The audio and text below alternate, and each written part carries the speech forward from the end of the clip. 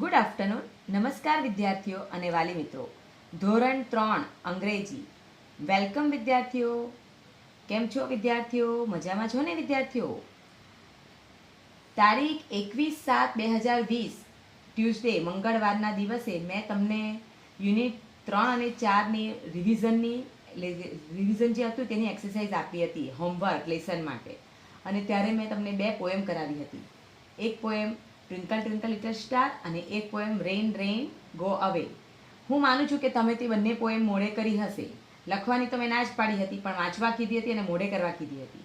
અને રિવિઝનમાં એટલે કે તમને લેસનમાં મેં તમને રિવિઝન માટેની જે 2 એક્સરસાઇઝ એટલે કે 2 એક્સરસાઇઝ કરવા આપી હતી લેસન, તે તમે કર્યું હશે ને તમારા વાલી મિત્રોને બતાવ્યું હશે. તો હવે આપણે આજે યુનિટ 6 શીખવાના છે. તો વિદ્યાર્થી મિત્રો, આપણી સરળ ભાવિકની ચોપડી કાઢો. ધોરણ 3 યુનિટ 6.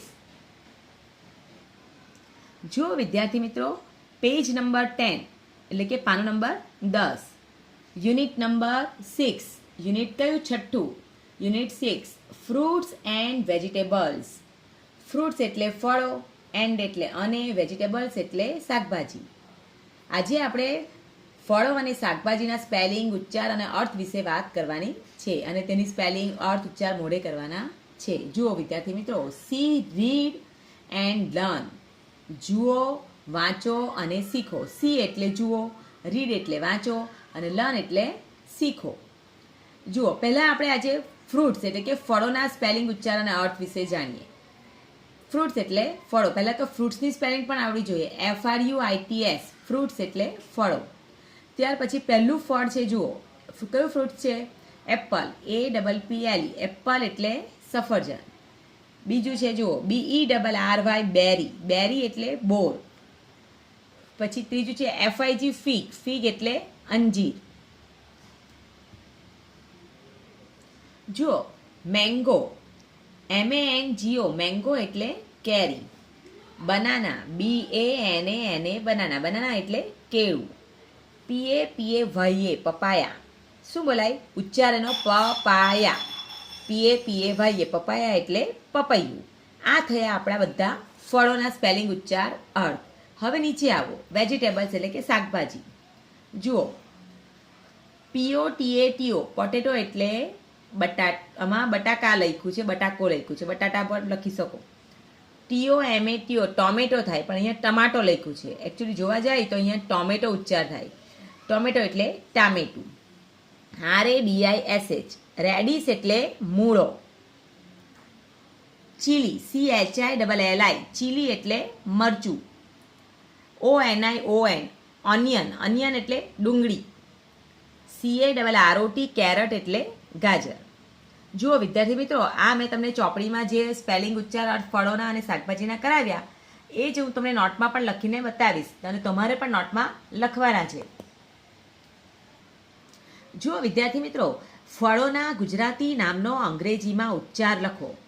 અહીં તમારે ફળોના અમુક ઉચ્ચાર, ગુજરાતી નામનો ઉચ્ચાર જ લખવાનો છે. સ્પેલિંગ મોડે કરવાની નથી. સ્પેલિંગ ખાલી જે આપણે ઉપર શીખ્યા ને એટલી સ્પેલિંગ મોડે કરવાની છે ફળોની ને શાકભાજીની. બાકીના તમારે ઉચ્ચાર અને અર્થ બરાબર મોડે કરવાના છે. જુઓ, અહીં તમને અર્થ આપ્યો છે ગુજરાતી શબ્દ, તેનો તમારે ઉચ્ચાર લખતા આવડવો જોઈએ. પરીક્ષામાં ઉચ્ચાર આપ્યો હોય તો અર્થ માંગેલો હોય.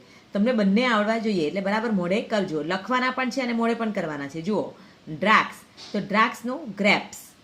અનેનાસ. અનેનાસ એટલે પાઇનેપલ. પાઇનેપલ એટલે અનેનાસ, આપણે એમ કહીએ ને એનો ઉચ્ચાર. નાળિયેર. તો કોકોનટ.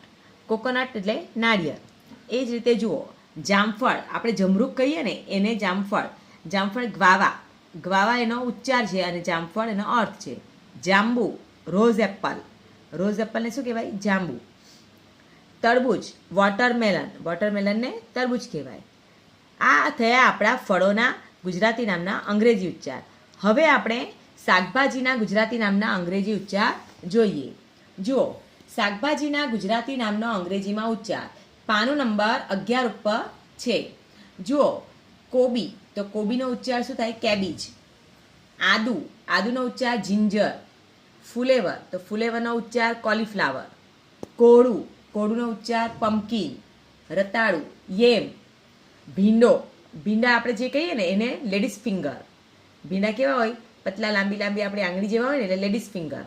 આ પણ શાકભાજીના ગુજરાતી નામના ઉચ્ચાર થયા. અહીંયા જે આપણે શીખી કે સામેના પાના પર એ સ્પેલિંગ હતી અને ઉચ્ચાર હતા, જ્યારે આપણે આ બધા સ્પેલિંગ નથી કરવાના, આના ખાલી ઉચ્ચાર અને અર્થ જ કરવાના છે. હવે હું તમને નોટમાં બતાવીશ, તે તમે જોઈ લો અને તમારે નોટમાં પણ એ રીતે લખીને પછી આપણે એક્સરસાઇઝ સ્વાધ્યાય લેસન કરવાનું છે તે હું પછી બતાવું તમને.